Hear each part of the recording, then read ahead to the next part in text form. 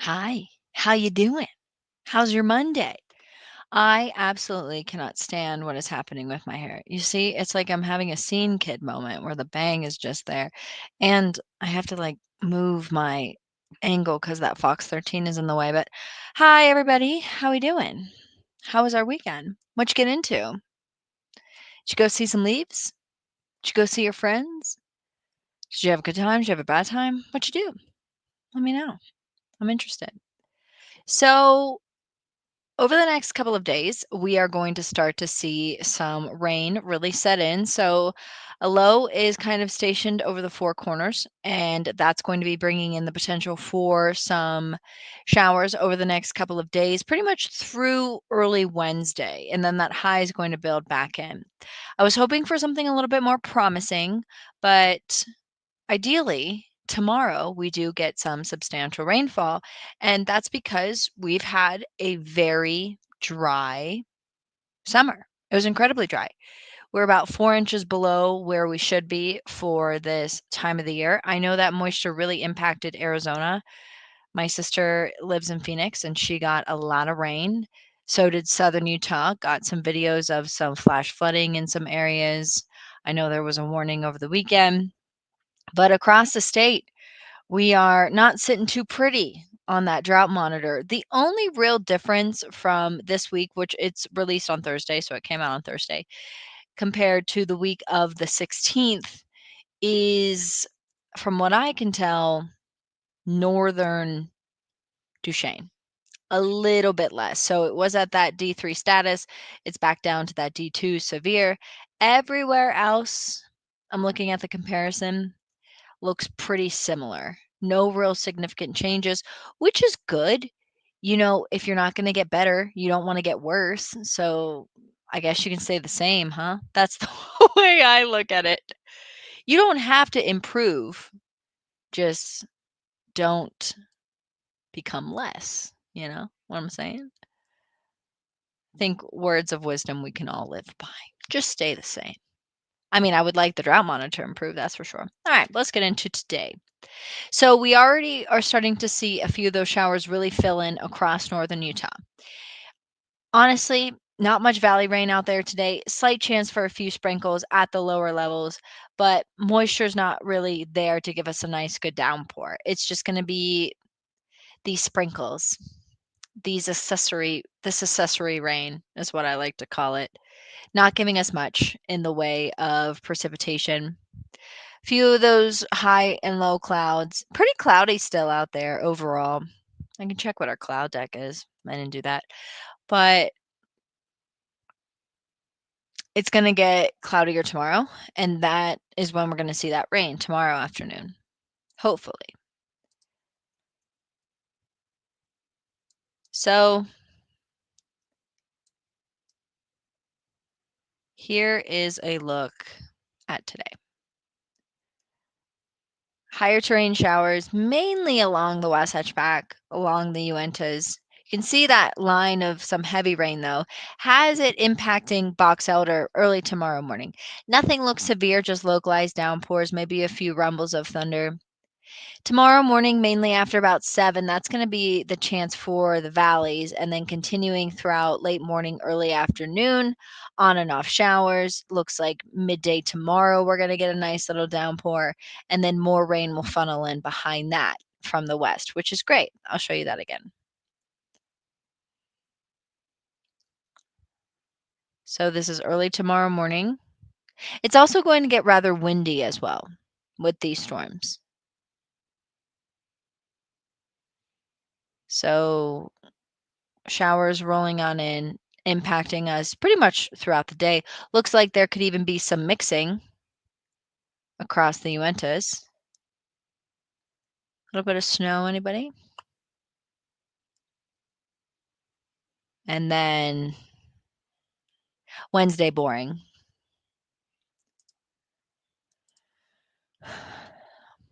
Me and this rain accumulation graphic have a love-hate relationship. And by that, I mean it loves to blow up weather. It loves to blow up precipitation, and I hate that.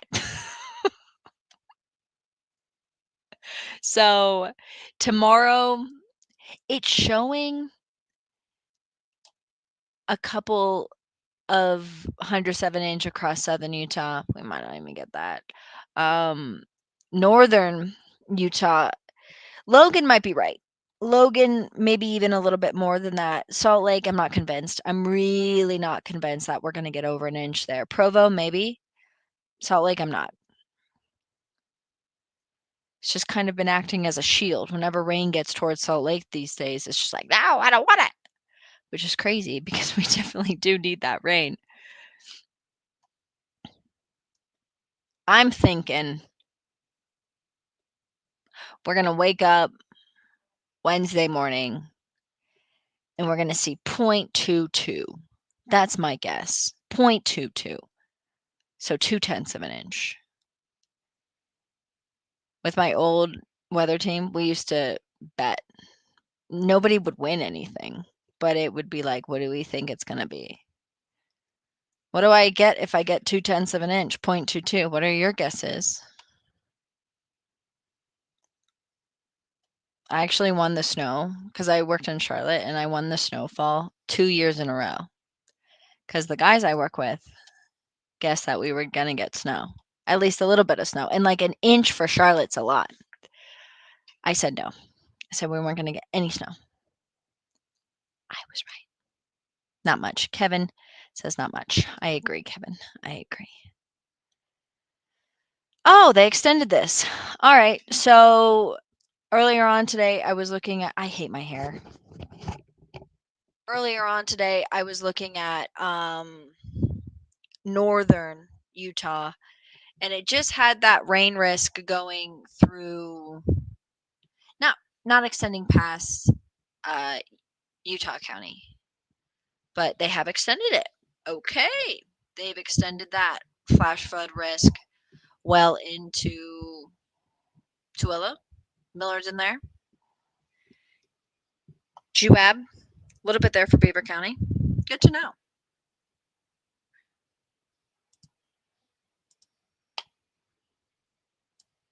Here's a look at our overnight lows tonight.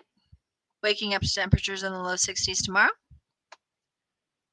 Upper 50s for Provo, upper 40s for Park City, Evanston. Chill over the next couple of days across southern Utah.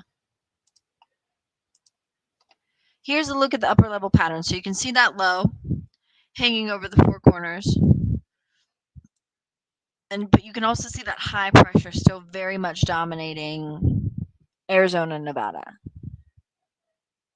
And then behind that low is another low coming off the Pacific Northwest. As far as how much moisture this is going to bring, I think it's overall going to be a dry front. But it definitely looks like it's going to bring in some cooler air. Because look at this, everybody. Look at this. Ow. That's not what I wanted to That's not what I wanted to show you. Okay. Look at that. Let me get rid of me. Hold on. Stand by. Saturday, Sunday. Partly cloudy. Take a look at those temperatures. Wowza. Mid to upper 60s. So we're going to go from the upper 70s on Thursday, mid 60s. Hello, fall. How you doing? Those overnight lows. Look at that. Oh, I love that. Oh, that's going to be so nice. Sleeping in on the weekend when temperatures are in the upper 40s. Yes. Who doesn't love that? Love it. Here's southern Utah. You guys are just sitting pretty. While the rest of us get rain and cooler air, you guys are like, we're comfortable. But southern Utah did get a lot of rain this weekend. So it's our turn. Hopefully it's our turn. All right, everybody. Oh, we can look. September's almost over. So yeah, we spent the majority of the month well above average. We're heading into fall. I also want to say something. On Friday, I said with my whole chest that I think we're going to have a below average snowpack and below average temperatures. And then I looked at what the overlying pattern was, which is right now we're in an El Nino El Maddie, you silly girl, La Nina neutral. And if we go into an actual La Nina, then we could be getting more precip and cooler temps. We're not there yet. So here's what I'm going to say. I'm still hanging on. I'm still hanging. See, this is what makes me daring. I think we're gonna have a below average season. I really do. I really do. With right around, if not below average temperatures for the winter. Call me crazy. Call me crazy. Farmer's Almanac says below average temperatures, below average, above average snow. So we'll see. I don't want to be right. All right, everybody. That's enough for me. Time for Maddie to go live her life. Hope you guys have a great day. Be safe. I'll chat tomorrow, shall we? Be fun. Yay! Bye!